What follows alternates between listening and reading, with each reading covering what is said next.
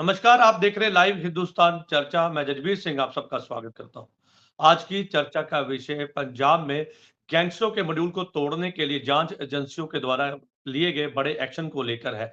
NIA के बाद अब जांच एजेंसियां लगातार एक कैटेगरी के गैंगस्टर जो कि जेलों में बंद है, पंजाब, हरियाणा और चंडीगढ़ की जेलों में बंद गैंगस्टरों की सूची जो है वो जांच एजेंसियों के द्वारा मांगी गई है और इस जांच एजेंसियों के द्वारा मांगी गई सूची के अनुसार इन गैंगस्टरों को जो ए कैटेगरी के गैंगस्टर हैं, उनको कौन-कौन लोग मिलने के लिए आते हैं, कितने गैंगस्टर जो है वो अभी तक जो है वो ज़मानत पे है या कितने गैंगस्टर जो हैं उनको कब पकड़ा गया था, उनके ऊपर कौन-कौन से केस हैं, क्या बरामदी हुई और उनको कौन-कौन जेलों में मिलने के लिए लोग आते हैं। तो उसको लेकर एक सूची जो है वो जाँच एजेंसियों के द्वारा तैयार की गई है क्योंकि पंजाब में जिस तरह से गैंगवार लगातार जो सक्रिय था, उस मॉड्यूल को तोड़ने के लिए एक जाँच एजेंसियों के द्वारा रोड मैप तैयार किया गया है ताकि पंजाब से जो है गैंगस्टरवाद को खत्म किया जा सके। बलोता जी, जिस तरह से आपने सुना कि पंजाब में अब जो है गैंगस्टरों पर एक बड़ा शिकंजा, क्योंकि एनआईए के बाद एक बड़ी कार्रवाई मानी जा रही है क्योंकि अब जांच एजेंसियों ने रिपोर्ट मांगी है कि जो गैंगस्टर जो जेलों में बंद है, पंजाब, हरियाणा और चंडीगढ़ की जेलों में बंद है, उनकी पूरी सूची तैयार की गई है। 7 एक कैटेगरी के गैंगस्टर हैं जिनकी पूरी डिटेल मांगी गई है, कौन लोग इनको मिलने के लिए आते हैं, किस तरह से इनकी जो है गिरफ्तारी हुई है और कौन-कौन से केस इनके ऊपर है और कौन-कौन से लोग इनको मिलने के लिए आते हैं और कब इनको गिरफ्तार किया गया। पूरी जानकारी जांच एजेंसियों के द्वारा मांगी गई ताकि इस नेक्सस को तोड़ा जा सके। कितनी बड़ी कार्रवाई है जो आप मानते हैं कि ये जो जांच एजेंसियों के द्वारा जो है वो शुरू की गई है? जजबीर जी, ये एक नेचुरल प्रोसेस है और जाहिर सी बात है कि जो भी खतरनाक अपराधी किसी जेल में होते हैं, जिन स्पेशली जो गैंगस्टर्स होते हैं या टेररिस्ट होते हैं या नशे के बड़े व्यापारी होते हैं, जिनसे समाज को ज़्यादा खतरा होता है, तो उनके जो आसपास के लोग होते हैं उन पे भी पुलिस की नज़र होती है, जांच एजेंसियों की नज़र होती है। तो ये डाटा जो है मांगा जाना, ये एक, मैं समझता हूँ, एक स्टैंडर्ड ऑपरेटिंग प्रोसीजर के तहत जो है एनआईए के द्वारा ये मांगा गया है। और जी। ऑब्वियस है कि जो बड़े तस्कर हैं या गैंगस्टर हैं उन पे नज़र भी ज़्यादा होनी चाहिए। और इसके साथ साथ मैं ये बताना चाहूँगा कि अभी 2 दिन पहले पंजाब में 4 गैंगस्टर पंजाब पुलिस ने और अरेस्ट किए हैं। जब से अप्रैल 2022 से anti gangster task force ADGP rank के अफसर के नीचे पंजाब पुलिस ने गठित की है, तब से अब तक मैं समझता हूँ आप भी इस चीज़ को महसूस कर रहे होंगे, सारे पंजाबी इस चीज़ को महसूस कर रहे होंगे जी। कि गैंगस्टर्स की जो गतिविधियां हैं उन पे एक बहुत बड़ी रोक लगी है। बहुत सारे गैंगस्टर्स अरेस्ट किए गए हैं, कुछ को जो है कुछ का एनकाउंटर भी हुआ है, कुछ जो बाहर हैं जैसे केन्या में है या अज़रबैजान में है, उनकी एक्स्ट्रेडिशन प्रोसीडिंग्स भी जो है वो चल रही हैं। तो एक बहुत बड़ी कामयाबी मैं समझता हूँ पंजाब पुलिस की और पंजाब सरकार की है कि जिस तरीके से पिछले साल एकदम से जो है इनकी गतिविधियां बढ़ गई थी, लेकिन इस साल हमने देखा है कि बहुत ज़्यादा इनके ऊपर कंट्रोल पंजाब पुलिस ने किया है और वो तारीफ और मुबारकबाद के हकदार हैं। जी। चलिए, आपने बहुत अच्छी बात की कि आपने कि गैंगस्टरों को के मॉड्यूल को तोड़ने के लिए ये बड़ी कार्रवाई है, लेकिन ऐसे में जो पंजाब में गैंगस्टर सक्रिय हैं, उनको लेकर पंजाब सरकार पर भी लगातार सवाल खड़े किए गए क्योंकि जिस तरह से गैंगस्टरों ने अपना मॉड्यूल पूरे का पूरा बना दिया, पंजाब को एक गैंगलैंड बना दिया। हालाँकि उस पंजाब को जिसमें गुरु पीरों के तौर पर जाना जाता था, लेकिन ऐसे में गैंगस्टर लगातार सक्रिय थे, उसको लेकर लगातार पंजाब सरकार सवालों के घेरे में थी। लेकिन ऐसे में जाँच एजेंसियाँ लगातार काम कर रही हैं। हमारे साथ में कांग्रेस से हमारे साथ में विनोद भारती जी हमारे साथ हैं। भारती जी, कैसे देखते हैं इस कार्रवाई को? क्योंकि एनआईए के बाद एक बड़ी कार्रवाई है। हालाँकि लगातार ऑपोजिशन भी ये सवाल खड़े करती आई है, लेकिन जिस तरह से अब बड़ा शिकंजा कसने की तैयारी में है जाँच एजेंसियाँ और पूरी रिपोर्ट माँगी गई है। इस रिपोर्ट के अनुसार एक-एक जो गैंगस्टर है, क्योंकि 7 एक कैटेगरी के, क्योंकि कैटेगरी वाइज़ जो है इनको डिवाइडेशन किया गया। तो ऐसे में 7 ऐसे गैंगस्टर हैं जो है जेलों में बंद है। एक इनके जो साथी थे, अब उनको भी पकड़ने की तैयारी में जांच एजेंसियां, जिसके चलते इस सूची को तैयार किया गया, पूरी रिपोर्ट मांगी गई है। कैसे देखते हैं विनोद भारती जी? जजबीर जी, पंजाब का हर एक पीसफुल सिटीजन जो है, law binding and peaceful citizen जो है, वो सबसे पहले उसकी फर्स्ट प्रेफरेंस है कि मैं जिस शहर में रहता हूँ, जिस राज्य में रहता हूँ या जिस देश में रहता हूँ, वहाँ शांति रहनी चाहिए, जी ताकि वो अपनी रोजमर्रा की जिंदगी जो है वो बड़े आराम से काट सके। तो बिल्कुल इसीलिए मौजूदा सरकार को एब्सोल्यूट मेजॉरिटी देकर लोगों ने जिताया कि जो पहले कमियां रह गई हैं वो ये सरकार नहीं आने देगी, ऐसा इन्होंने वादा किया था। लेकिन क्या एक कहावत है कि सिर मुंडाते ही ओले पड़े। ऐसी ऐसी घटनाएं हुई जिन घटनाओं की वजह से लोग हैरान हुए, परेशान भी हुए कि एक जेल में गैंगस्टर वार होती है, वहां 2 लोगों का कत्ल होता है, वो वहीं उनकी वीडियो भी बनाई जाती है और वो वायरल होती है। एक गैंगस्टर की इंटरव्यू होती है जेल के अंदर, और आपने कहा, अभी मल्होत्रा जी कह रहे थे कि 2022 में न्यू फोर्स बनाई है जो इस काम के लिए है, वो जो गैंगस्टर को जो है वो काबू करने में मददगार होगी। लेकिन मैं ये समझता हूँ कि इनकी बनाई हुई न्यू फोर्स अभी तक जो है वो शायद कारगर साबित नहीं हुई, क्योंकि क्राइम तो बढ़ता ही जा रहा है, पुलिस का खौफ जो है वो कम होता जा रहा है। और ये जो पुलिस का खौफ कम होता जा रहा है, इसकी वजह भी इनके अपने चुने हुए विधायक हैं। कोई विधायक कहता है कि मेरी इजाजत के बिना मेरे इलाके में नहीं जाना, एसएचओ को कहता है। दूसरा विधायक कहता है एसएचओ को आपने मेरी इजाजत के बिना मेरे इलाके से बंदा को पकड़ा क्यों। और तीसरा विधायक जो है वो किसी की जगह पे कब्जा करके बैठ जाता है तो वहां पुलिस कुछ करती नहीं है। अपोजिशन प्रेस इकट्ठी होकर उसके खिलाफ जो है वो संघर्ष करते हैं, पता नहीं फिर उनका कोई फायदा हुआ या नहीं हुआ। मैं भारती जी सब पे एक एक रिएक्शन ले ले, उसके बाद मैं इस बात पे भी आऊंगा। हमारे साथ में इकबाल सिंह जी है भारतीय जनता पार्टी से। इकबाल सिंह जी, जिस तरह से, क्योंकि आज का जो मुद्दा था वो इस बात को लेकर है कि जिस तरह से गैंगस्टर के नेक्सस को तोड़ने के लिए जांच एजेंसियों के द्वारा रोड मैप तैयार किया गया, जिसके अनुसार अब सूची बनाई गई, उस सूची के अंदर एक कैटेगरी के जो गैंगस्टर है, क्योंकि लगातार सवाल इसी बात को लेकर था। हालांकि सरकार पर भी सवाल खड़े किए गए, ओपोजिशन ने सवाल खड़े किए कि पंजाब में जिस तरह से गैंगस्टर जो है सक्रिय हैं, तो उनको रोकने के लिए सरकार ने क्या कदम उठाए। लेकिन ऐसे में जांच एजेंसियां, पुलिस डिपार्टमेंट और साथ ही साथ एनआईए लगातार काम कर रही थी, जिसके चलते अब एक नया रोड मैप बनाया गया ताकि नेक्सस को तोड़ा जा सके। इकबाल सिंह जी देखिए, बात आ रही, आवाज आ रही है मेरी? जी बिल्कुल सर, अपनी बात रखिए। देखिए, जो लॉ एंड ऑर्डर की स्थिति है, जो ये कानून है, ये पंजाब गवर्नमेंट के अंदर आता है। लॉ एंड ऑर्डर की स्थिति को सही रखना स्टेट सरकार का काम है, और स्टेट सरकार इसमें बुरी तरह फेल हुई है। ये गैंगस्टर की बात करते हैं कि हम ये कर रहे हैं, हमने एसटीएफ बनाई है, इनके खुद के पुलिस अफसर गैंगस्टर को बजा रहे हैं। जब मूसेवाला का कत्ल हुआ तो एक गैंगस्टर को पुलिस इंस्पेक्टर ने खुद उसकी मदद की, उसको भागने के लिए। ये जो बातें कर रहे हैं ये इनको सही नहीं किया, इन्होंने लॉ एंड ऑर्डर को कंट्रोल में नहीं किया। जैसे भारती जी ने पहले बताई है, बहुत सी एग्जांपल दी हैं, तभी जाकर एनआईए को इसमें दखल देना पड़ा है। एनआईए तो अपने लेवल पे काम करती है, पंजाब सरकार को इसलिए कहना पड़ा है कि पंजाब में लॉ एंड ऑर्डर की जो स्थिति है वो बिल्कुल खराब है।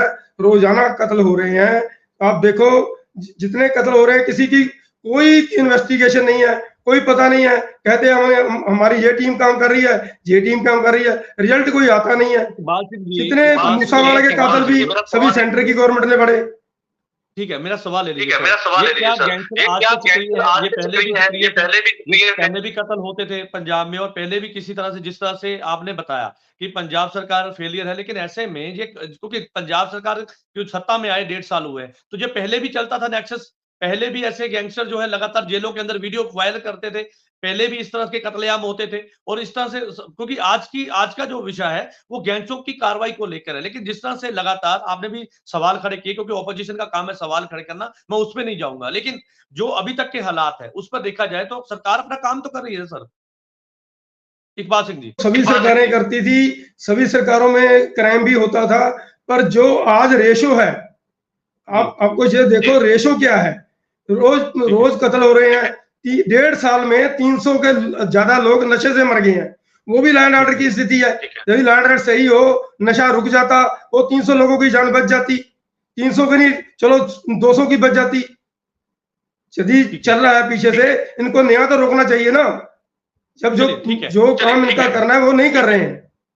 ठीक है, आपके सवालों का जवाब ले लेते हैं। हमारे साथ में मल्होत्रा जी हैं, आम आदमी पार्टी से। मल्होत्रा जी, आपने सुना, लगातार सवाल है इसी बात को लेकर है कि लॉ एंड ऑर्डर और जिस तरह से गैंगस्टर वीडियो बना रहे हैं, जेलों में इंटरव्यू दे रहे हैं, उसको लेकर लगातार सवाल है। लेकिन ऐसे में जो कार्रवाई अभी तक हुई है, आप इसको किस दिशा में मानते हैं कि क्या अब जो गैंगस्टर हैं उनके खात्मे के लिए जो है सरकार ने और पंजाब पुलिस और जांच एजेंसियों ने कमर कस ली है?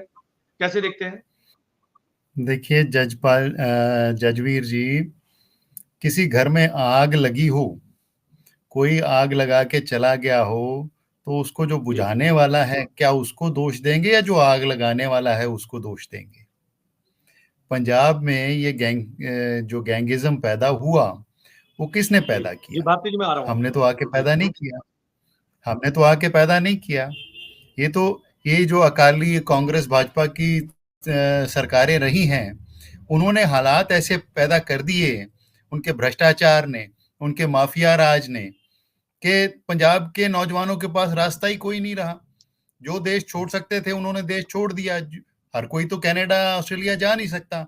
जो यहाँ पे थे उनमें से आधे जो है वो ठेकेदारों के आगे फेंक दिए इन्होंने, 8-8, 10-10 हजार की तनख्वाह पे। इवन ग्रेजुएट, पोस्ट ग्रेजुएट बच्चे जो हैं 8-8, 10-10 की तनख्वाह पे काम करते थे। और यही कारण था कि बेरोजगारी के कारण जो नौजवान है वो सरकार की जिम्मेदारी बनती है। मल्होत्रा जी, सरकार की जिम्मेदारी बनती है, क्योंकि आप सत्ता में, सवाल आपसे पूछे जाएंगे, तो ये आपकी जिम्मेदारी है कि बताया जाए, और साथ में ये बताया जाए कि अभी तक जो है नेक्सस को तोड़ने के लिए गैंगस्टरों के ऊपर क्या कार्रवाई की गई। देखिए, ये बात ठीक है कि अब इनका जो डाला हुआ गंद है, कचरा है, वो हम ही ने साफ करना है और हम उसको साफ कर रहे हैं। आप देखिए कि पिछले एक साल में करीब 741 गैंगस्टर्स अरेस्ट किए गए हैं और 6 को न्यूट्रलाइज किया गया है। 230 मॉड्यूल्स उनके बस्ट किए गए हैं। 778 वेपन्स रिकवर हुए हैं। 166 गाड़ियां उनसे पकड़ी गई हैं और करीब 46 किलो हेरोइन उनसे बरामद हुई है और करीब 2 करोड़ रुपया। और मैं आपको बताता हूं कि देखिए, आप इंडिया टुडे उठा के देख लीजिए 21 दिसंबर 2022 का, और उसमें हम तो नहीं छापते उसको, पूरे देश में दूसरे नंबर पे है लॉ एंड ऑर्डर पंजाब का। और इनके अपने जो भाजपा के minister of state for home हैं, उन्होंने कहा है कि 16 स्टेट से बेटर है पंजाब का लॉ एंड ऑर्डर। तो ये जो मर्जी शोर मचाते रहें। पहली बात ये है कि पंजाब के जो हालात खराब हुए, नौजवान जो गलत रास्तों पे चले, उसके लिए जिम्मेवार अकाली, भाजपा और कांग्रेस हैं। और आम आदमी पार्टी ने आके बहुत बढ़िया काम किया है। नौजवानों के जीवन में एक रोशनी की किरण पैदा की है, रोजगार के मौके पैदा किए हैं, नौकरियां दे रहे हैं। उन जो ड्रग एडिक्ट्स हैं उनको डी एडिक्ट करके, उनको लोन देके, ट्रेनिंग देके काम पे लगा रहे हैं। और जो गलत रास्ते में क्रिमिनल साइड पे थे उनको अरेस्ट भी किया गया है, उन पे कार्रवाई भी हो रही है, ताकि और लोग जो हैं उनके लिए एग्जाम्पल पैदा हो और जो वापस आ सकते हैं वो वापस भी आए। जी चलिए, ठीक है। आप हमारे साथ में कांग्रेस से हमारे साथ में विनोद भारती जी हमारे साथ हैं। और भारती जी, आपने सुना, वो कहते हैं कि हम काम कर रहे हैं, सरकार अपना काम कर रही है। हालांकि जो पुरानी सरकारों के समय जो गैंगवार और जो गैंगस्टर पैदा किए गए थे, अब उनको रोकने के लिए या उनको खत्म करने के लिए लगातार सरकार कदम उठा रही है। इसी के चलते ही जो है गैंगस्टरों को गिरफ्तार किया गया। जैसे पूरी सूची उन्होंने बताई कि कितने गैंगस्टर गिरफ्तार किए गए, कितनी बरामदी हुई, कितनी हेरोइन बरामद हुई। वो कहते हैं कि सरकार अपना काम कर रही है, लेकिन समय लग रहा है इसको जो है इस कचरे को साफ करने के लिए। भारती जी। जजवीर जी, बड़ी हैरानगी की बात है कि ये दावा कर रहे हैं हम आग बुझाने वाले हैं। मैं ये दावा करता हूं कि ये आग लगाने वाले हैं। अगर इन्होंने अपने चहेतों के खिलाफ कार्रवाई की होती तो ये नौबत यहां तक नहीं आती। सरारी साहब के खिलाफ कोई कार्रवाई आज तक नहीं हुई। खटारू चक जी के खिलाफ कोई कार्रवाई नहीं हुई। जगरामा में कोठी पे कब्जा हुआ, उस पर कोई कार्रवाई नहीं हुई। और शीतल रिसेंटली इनके अपने विधायक ने इनके अपने लोकसभा मेंबर पर और खुले आम आरोप लगाए हैं कि वो अपने रिश्तेदारों के थ्रू जो है गैर कानूनी काम कर रहे हैं। तो इनकी तरफ से कोई कार्रवाई नहीं हुई।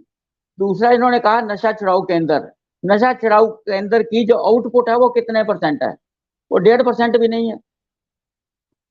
लेकिन बात यह है, सिवाय इनको आज बदले की भावना से काम करने के अलावा और कोई काम नहीं। विजिलेंस को अपने विरोधियों के पीछे लगा दिया है। इसमें बदले की भावना कैसे आ गई भारती जी? इसमें मैं ये समझना चाहूंगा, इसमें बदले की भावना कैसे आ गई? सरकार अपना काम करी, एजेंसियां अपना काम करी, पंजाब पुलिस अपना काम करी है, एनआईए अपना काम करी। इसी के चलते तो पहले एनआईए के द्वारा रेड की गई, पंजाब के जितने गैंगस्टर थे उनके घरों में रेड की गई, पूरी जानकारी ली गई। लेकिन ऐसे में अब जांच एजेंसियों ने नए तरीके से जांच शुरू की ताकि पता चल पाए कि गैंगस्टरों के साथ कौन कौन लोग मिले थे। तो इसका स्वागत होना चाहिए ताकि एक दिशा में, एक तरह से पूरा नेक्सस को तोड़ने के लिए काम जो एजेंसियां कर रही हैं। जजवीर जी, सबसे पहले जब मैंने डिबेट शुरू की थी, मैंने स्वागत किया इस बात का कि अगर सरकार शांति बनाए रखने के लिए कोई कदम उठाती है तो कांग्रेस पार्टी उन कदमों का स्वागत करती है। लेकिन हम बदले की भावना से किए जाने वाले कार्यों की बिल्कुल मजम्मत करेंगे। सुखपाल खैरा जी का क्या कसूर है? उनको पकड़ के इन्होंने अंदर बिठा दिया बिना वजह, बिना किसी कारण। जब हाईकोर्ट पूछता है आप बताओ जी इनके खिलाफ सबूत क्या है आपके पास, तो ये तरीके मांगते हैं। तो बात ये है कि अगर ये सच्चे मन से पंजाब की सेवा करना चाहते हैं, पंजाब में शांति लाना चाहते हैं, तो सबसे पहले इनको अपने घर से गंद निकालना पड़ेगा, जो इन्होंने अपने घरों में गंद डाल रखा है। और इसमें तो कोई दो राय है ही नहीं। कुंवर विजय प्रताप जी क्या कह रहे हैं आपकी सरकार के बारे में? आपके विधायक शीतल अंगुराल जी जलंधर से हैं, वो क्या कह रहे हैं आपके सांसद के बारे में, आपकी सरकार के बारे में? वे झूठे केस बनाए जा रहे हैं और उसके रिश्तेदार गैर कानूनी कामों में व्यस्त हैं। तो आप क्या कर रहे हैं? आप जब तक आप अपनों को नहीं सुधारते, उनको देख के लोग बिगड़ेंगे ही। इसलिए पहले अपना घर साफ करें। लेकिन ऐसे में बिल्कुल मैं आपकी बात से सहमत हूं, एग्जाम्पल सेट करनी पड़ेगी। लेकिन ऐसे में सीधे तौर पे कहें तो जो कार्रवाई अब जांच एजेंसियों ने शुरू कर दी है, इससे सीधे तौर पर जो है गैंगस्टरों के ऊपर सीधे तौर पर नकेल पाई जा सकेगी, नेक्सस को तोड़ा जा सकेगा। क्योंकि कौन लोग जो इनको मिलने के लिए आते हैं, इनकी जमानत के लिए आते हैं, इनके पास से जो बरामदी हुई है कौन से इलाके से हुई है, वहां पे कौन कौन लोग इनके शामिल थे, इनके कनेक्शन कहां कहां पे थे, विदेशों में थे या फिर किसी तरह से पाकिस्तान में थे, तो उसको लेकर तमाम जानकारी जो है जांच एजेंसियां जुटला रही हैं। ऐसे में लगातार सवाल भी खड़े हैं, लेकिन जिस तरह से जो बीते दिने हालात पैदा हुए उनको लेकर भी सवाल खड़े हैं। हमारे साथ में इकबाल सिंह जी जुड़े हुए हैं। इकबाल सिंह जी, आपने सुना, लगातार कांग्रेस की भी सुनी, आम आदमी पार्टी की सुनी, क्योंकि पंजाब में आम आदमी पार्टी की सरकार है। लगातार नेक्सस जो है गैंगस्टरों का, उसको तोड़ने के लिए प्रयास किए जा रहे हैं। तो आप इस पे क्या कहेंगे? क्योंकि जो कार्रवाई एक तरफ से एनआईए पहले जांच करती है, लगातार रेड करती है पंजाब में, अब जो है एक नई दिशा की तरफ जो है वो जांच एजेंसियों ने अपने कदम बढ़ाए हैं। मित्रा साहब खुद अपने मुंह मियां मिट्ठू बन रहे हैं। ये कह रहे हैं हमारी पुलिस बहुत बढ़िया काम कर रही है, हमारी सरकार बहुत नौकरियां दे रही है। इन दो बातों में बात करूंगा, ज्यादा नहीं करूंगा। जो कह रहे हैं पुलिस, अभी पिछले हफ्ते 10-12 दिन की बात है, दो पुलिस के अफसर थे, एक एसआई था, एक उसका सबऑर्डिनेट था। वो कार में हेरोइन लेकर आ रहे थे, लोगों को पता चल गया तो लोगों ने घेर लिया। घेर के बीएसएफ को बुलाया, बीएसएफ ने तलाशी ली, उन अफसरों की कार के बोनट से 2 किलो हेरोइन निकाली गई। और वो अफसर सबके सामने टेलीफोन पे, मोबाइल पे किसी बड़े अफसर से बात कर रहा है, सर हमें हमारा माल पकड़ लिया, हमसे ले लिया, अब क्या करें? तो उस अफसर के खिलाफ कार्रवाई करने की बजाय इनकी सरकार कह रही है जी वो मिसअंडरस्टैंडिंग हो गई, वो तो पकड़ कर लेकर आ रहे थे। ये बताइए कभी ऐसे हुआ कोई पुलिस अफसर हेरोइन लेकर पकड़ के लेके आए, वो उसको बोनट में छुपा कर लेके आएगा? वो तो ऐसा कभी नहीं हुआ जी, बिल्कुल ऐसे हालात कभी नहीं हुए। जब पहली एग्जाम्पल है ऑल ओवर इंडिया, पहली एग्जाम्पल है ये। और सरकार कह रही है ये मिसअंडरस्टैंडिंग हो गई, तो ये सौ खा रहे हैं दरबार साहब में जाकर, हम नशा रोकेंगे। इन्होंने बताया, आप बीच में मत बोलिए, आप बीच में मत बोलिए, मेरे को बात करने दीजिए। आज नशा खत्म करने की कसम उठाई है इन्होंने दरबार साहब जाकर, क्या इन्होंने उस पर कोई कार्रवाई की? वो दोनों अफसरों को, निशांत सिंह और गुरमिंदर राम, दोनों का नाम ले रहा हूं मैं, उन पे कोई कार्रवाई हुई? जिस अफसर से उस अफसर ने बात की उस पे कोई कार्रवाई हुई? कोई पता नहीं है। सरकार उसकी लिपापोती कर रही है। आगे आइए नौकरियों का। नौकरियां कह रहे हैं हमने इतनी नौकरी दे दी, इतनी नौकरी दे दी। 1158 असिस्टेंट प्रोफेसर को इन्होंने नियुक्ति पत्र दिए। कितने महीने हो गए? नहीं, ये कह रहे हैं, नहीं, ये बता रहे हैं हमने नौकरियां दी, इनको जवाब देना पड़ेगा। ये बता रहे हैं हमारी सरकार इतनी नौकरियां दे रही है, ये मिसगाइड कर रहे हैं लोगों को। इन्होंने नौकरियां दी, 1158 लोगों को, असिस्टेंट प्रोफेसर को इन्होंने नियुक्ति पत्र दिए, उसका बहुत प्रचार किया, पर किसी को नियुक्ति नहीं दी अभी तक, किसी को पोस्टिंग नहीं की। एक लड़की Baljinder Kaur assistant professor suicide कर गई है, इनके मंत्री हरजोत बैंस का नाम लिखकर कि इस बंदे के कारण इसने हमें इतना प्रताड़ित किया कि मेरा बच्चे का मिसकैरेज हुआ और मैं बहुत डिप्रेशन में हूं, मैं जान दे रही हूं, इसकी जिम्मेदार हरजोत बैंस मिनिस्टर है और मेरे जो 1158 असिस्टेंट प्रोफेसर हैं उनको नियुक्तियां दी जाए। और ऐसे 3-4 हजार लोग हैं जिनको उन्होंने नियुक्तियां नहीं दी हैं। ये अपने मुंह मियां मिट्टू बनते हैं, करते कुछ नहीं है, सिर्फ जो 700 करोड़ रुपया एडवर्टाइजमेंट का रखा है उससे इश्तिहार देकर लोगों को बेवकूफ बना रहे हैं। और दूसरी एक बात मैं और कहनी जी, चलिए ठीक है, हमारे साथ में मल्होत्रा जी हैं आम आदमी पार्टी से। मल्होत्रा जी, देखिए आपने जिस तरह से लगातार सवाल थे, ऐसे में बीजेपी ने भी लगातार सवाल खड़े किए हैं और आपके द्वारा जो नौकरी थी उसको लेकर सवाल है, सीधे तौर पे पंजाब सरकार की कारगुजारी पर लगातार सवाल खड़े किए गए हैं, क्या कहेंगे? मैं विपक्ष के सवालों का स्वागत करता हूं, लेकिन मैं इनसे विनती करता हूं कि सवाल वो खड़े करो जिनका कोई मतलब बने, जिनकी कोई सेंस बने। जो अभी अभी चन्नी साहब असिस्टेंट प्रोफेसर की बात कर रहे थे, उनका जो केस रुका हुआ है वो कोर्ट में स्टे के कारण रुका हुआ है। तो अब बताइए कि उसमें सरकार क्या कर सकती है। लेकिन इसके सब के बावजूद जो है पिछले 1.5 साल में करीब 39,000 नौकरियां हम दे चुके हैं, करीब 36,000 को हम पक्का कर चुके हैं। पॉइंट पे बात करेंगे, ठीक है, मैं पॉइंट पे ही बात कर रहा हूँ, ठीक है। और जहां तक नशों की ये बात करते हैं, मैं यहाँ शरेआम कहना चाहता हूं कि देश में जो नशा आ रहा है वो 90% गुजरात के रास्ते से आ रहा है। भाजपा और भाजपा की सरकारें और भाजपा के दोस्त देश में नशा फैलाने में लगे हुए हैं। पंजाब में भी जो नशा आ रहा है वो ज्यादातर गुजरात के रास्ते से आ रहा है। सितंबर 2021 में 3 टन नशा वहां पे पकड़ा गया, ठीक है, 3 टन नशा वहां पे पकड़ा गया। और मैं और बता दूं आपको, ये मेरे पास डिटेल है, फरवरी 2022 में 25,000 करोड़ का नशा पकड़ा गया। 27 दिसंबर 2022 300 करोड़ का पकड़ा गया।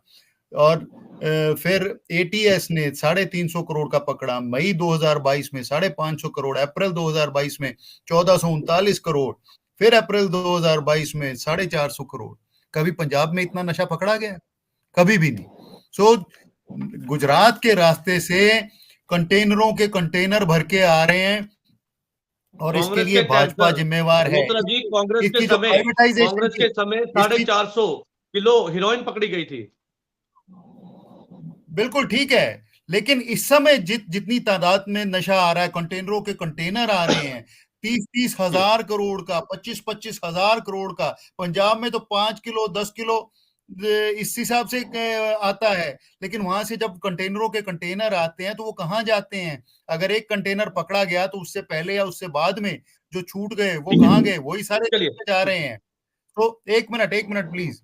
और दूसरा, ये जो कह रहे हैं कि बोनट के नीचे 2 पुलिस मुलाजिम रख के आ रहे थे तो उनपे कार्रवाई हो रही है। हमारी सरकार आपकी तरह नहीं है कि अपना भी अगर कोई पकड़ा जाएगा या अपनी सरकार में कोई पकड़ा जाएगा तो उसको छोड़ देंगे। और ये जो बेईमान लोग पुलिस में या और महकमे में है, ये जनाब आपकी सरकारों की ही देन है जो रिश्वत लेके और सिफारिश के साथ आप भर्ती करते रहे हो। और ये जो कह रहे थे सुखपाल खैरा को क्यों पकड़ा हुआ है, भारती साहब कह रहे थे, वो जनाब हमने नहीं पकड़ा, ये कोर्ट का ऑर्डर था और कोर्ट ने ही एसआईटी एस्टैब्लिश की थी अप्रैल 2023 में। उसी ने ये पाया कि उसमें इन्वॉल्वमेंट है, उसके बाद पकड़ा गया, क्योंकि कोर्ट ने वार्निंग दी थी कि अगर आप पकड़ के पेश नहीं करते हो तो हम पुलिस पे कार्रवाई करेंगे। और जहां तक हमारे जो एमएलएज हैं उन्होंने जो गलतियां की हैं कानून के मुताबिक उन सब पे कार्रवाई हो रही है जनाब। आपने कभी पकड़ा अपना कोई बेईमान मंत्री, किसी पे कार्रवाई की है कि कितने धर्मसोत और ये और वो कितने थे, हर एक को आपने क्लीन चिट दे दी। हमारी सरकार है जो अपने आप अपने मंत्रियों को अपने एमएलए को पकड़ के कार्रवाई कर रही है।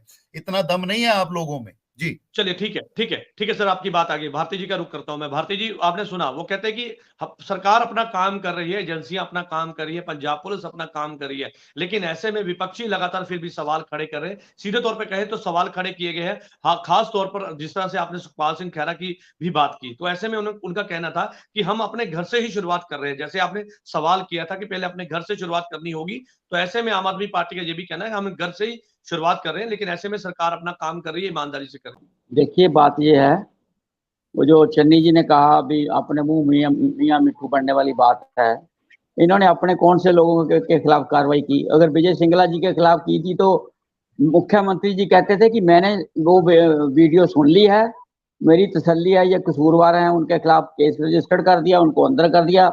आजकल वो इनकी सभी कार्रवाइयों में हिस्सा ले रहे हैं।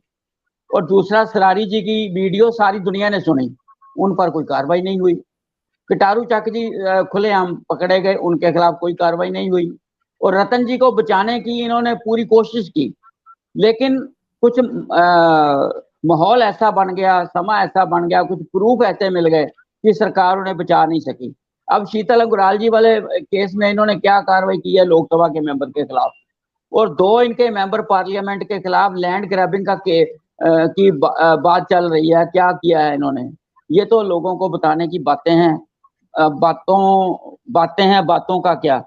तो जब तक ये सरकार प्रैक्टिकल नहीं होती, आज सरकार इनकी है, प्राइम ड्यूटी है इनकी लॉ एंड ऑर्डर को कंट्रोल करना। हमारे मुख्यमंत्री जी के पास होम मिनिस्ट्री और जेल दोनों विभाग हैं, दोनों में बुरी तरह फेल हैं, ना लॉ एंड ऑर्डर कंट्रोल में है, ना जेलें कंट्रोल में है। ये कहते थे हमारी सरकार आते ही 24 घंटे में आपको कुछ भी जेलों से ऑब्जेक्शनेबल मटेरियल नहीं मिलेगा। आज की तारीख में बोरियों के बोरे भर के मोबाइल मिलते हैं। पहले भी ये पहले भी मिलते थे, ये पहले भी मिलते थे, सरकार के आने के बाद तो बड़े नहीं है। देखिए जजबीर जी, सवाल इस्टेब्लिशमेंट से है। अगर पहले मिलते थे तो लोगों ने उन्हें बिठा दिया घर, इनको लेके आए हैं। अगर इनके भी राज में मिलेंगे तो फिर उनमें और इनमें फर्क क्या रहेगा? तो इसलिए अब वो एक पंजाबी की एक कहावत है कि औरों को नसीहत खुद मियाँ वसीयत, अपनी चारपाई के नीचे भी झाड़ू फेरें। तो बात यह है, लोग जो है नटशेल बात यह है कि लोग शांतिपूर्ण माहौल चाहते हैं। जेलों में बैठ करके फिरौती की पैसे मांगे जाते हैं और नहीं देने पर उनका मर्डर कर दिया जाता है। सरकार कहाँ रोक पाई? तो इसलिए चलिए, मैं बिल्कुल आपकी इस बात से सहमत हूं, क्योंकि लोग शांति चाहते हैं। और जिस तरह से पंजाब में लगातार गैंगस्टरवाद पहले से, हालांकि इस समय पैदा नहीं हुआ, मैं पहले की बात भी नहीं कर रहा, लेकिन गैंगस्टरवाद की बात कर रहा हूं कि गैंगस्टरवाद को तोड़ने के लिए सरकार लगातार प्रयास कर रही है, केंद्रीय एजेंसियां भी लगातार काम कर रही है। लेकिन ऐसे में जिस तरह से जो कार्रवाई की गई है, वो कार्रवाई कितनी कारसिद्ध होगी ये आने वाले समय में पता चलेगा। अंतिम में मैं इकबाल सिंह जी के पास आऊंगा, बीजेपी से हमारे साथ है। इकबाल सिंह जी, अंतिम में अपना रिएक्शन दीजिए, क्योंकि लगातार सवाल इस बात को लेकर था, आज की चर्चा इस बात को लेकर थी कि पंजाब में जो गैंगस्टर नेक्सस है उसको तोड़ने के लिए जांच एजेंसियों ने कमर कस ली है। पहले एनआईए लगातार रेड करती है, एक एक घर में रेड की जाती है, उनकी प्रॉपर्टी जो है उनकी जांच की जाती है, कौन कौन लोग उनके साथ थे उनकी जांच की जाती है, कितने गुर्गे इनके यहाँ पे थे उनको पकड़ा भी जाता है, उनको हिरासत में भी लिया जाता है। लेकिन ऐसे में जांच एजेंसियों के इस कदम तो से कितना फायदा आप समझते हैं कि पंजाब के लोगों को, पंजाब को जो है सीधे तौर पर मिलेगा? क्योंकि जो नेक्सस है वो इस कदर बढ़ चुका है कि आम व्यापारी डर के माहौल में था, लेकिन जिस तरह से अब ये कार्रवाई होनी है, इस कार्रवाई से ये पता चल पाएगा कि इनके साथी कौन थे, इनके पीछे कौन लोग आते हैं, इनको कौन छुड़वाना चाहते हैं, कौन कौन जो है किस तरह से इनकी जब यहाँ पे गिरफ्तारी होती है तो वहां पे किस तरह के माहौल थे, वहां पे कौन लोग इनके साथ थे, कौन इन्हें पनाह देते थे। तो इसका सीधे तौर पे कितना फायदा समझते हैं मिलने वाला है? को आने से बहुत फायदा होगा, इसमें कोई शक नहीं है। हम इसका स्वागत करते हैं, बहुत अच्छा कदम है, इससे जरूर फायदा मिलेगा, बशर्ते के जैसी रिपोर्ट उन्होंने मांगी है, जब हमारे पंजाब के जो अफसर हैं वो उनको सही फीडबैक देंगे। फीडबैक देने हमें शक है कि जहां से सही फीडबैक नहीं जाएगी, क्योंकि इनके लोग गैंगस्टर के और स्मगलर के साथ मिले हुए हैं। अभी मल्होत्रा जी कह रहे थे वो जो 2 किलो हेरोइन पकड़ी गई पुलिस अफसर से, उस पर कार्रवाई हो रही है। 12 दिन हो गए, अभी कार्रवाई हो रही है। ये तो ऐसा अपराध है जिसपे 2 मिनट भी हम लेट नहीं कर सकते। जो भी स्मगलर है, इतना बड़ा क्राइम है, लोग मरते हैं इससे, ये सैकड़ों कत्ल होते हैं। ये इसको करें, अभी कार्रवाई हो रही है। इसलिए हमें शक है कि ये जो रिपोर्ट भेजेंगे वो सही भेजेंगे कि नहीं भेजेंगे। हम केंद्रीय जांच एजेंसियों को अपील करेंगे कि जो रिपोर्ट्स बननी है उनमें अपने अफसर भी साथ में लगाएं, तब जाकर सही रिपोर्ट आएगी, तभी जाकर ये जो गैंगस्टरिज्म, जो लॉ एंड ऑर्डर की स्थिति सही हो पाएगी। चलिए, बहुत अच्छी बात आपने कही कि जांच होने के बाद, और सीधे तौर पे कहें तो जो कार्रवाई जांच एजेंसियों के द्वारा की जा रही है वो कितनी ईमानदारी से की जाती है, किस तरह से की जाती है, उस पर भी निर्भर करता है। लेकिन ऐसे में इस कार्रवाई से सीधे तौर पे पंजाब में नेक्सस को जो है, गैंगस्टरों के नेक्सस को तोड़ा जा सकेगा और गैंगस्टरों के साथ मिले हुए जो उनके साथी हैं वो भी जो है वो गिरफ्त में आएंगे। ऐसे में एक बड़ी कार्रवाई जो है वो जांच एजेंसियों के द्वारा की जा रही है और पंजाब, हरियाणा, चंडीगढ़ की जेलों में बंद जो ए कैटेगरी के गैंगस्टर हैं उनकी पूरी सूची तैयार की गई है। इस सूची के मुताबिक अब पूरी जांच की जाएगी और जांच में जो है लगातार ये बात कही जा रही है कि जांच के अंदर ये बात देखने को मिलेगी कि आखिरकार कौन लोग इनके साथ हैं, कौन लोग इनके पीछे आते हैं, किन किन लोगों के साथ इनकी शमूलियत है, विदेशों में कौन कौन लोग इनके साथ शामिल है। तो उसमें पूरी सूची के मुताबिक उनके ऊपर भी कार्रवाई करने के लिए जो है वो एक रोड मैप तैयार किया गया। समय की कमी के चलते इस चर्चा को यहीं पे समाप्त करेंगे। आप सभी मेहमानों का इस चर्चा में जुड़ने के लिए धन्यवाद है। कल नई चर्चा में आपके साथ फिर से जुड़ेंगे, तब तक के लिए दीजिए इजाजत। धन्यवाद।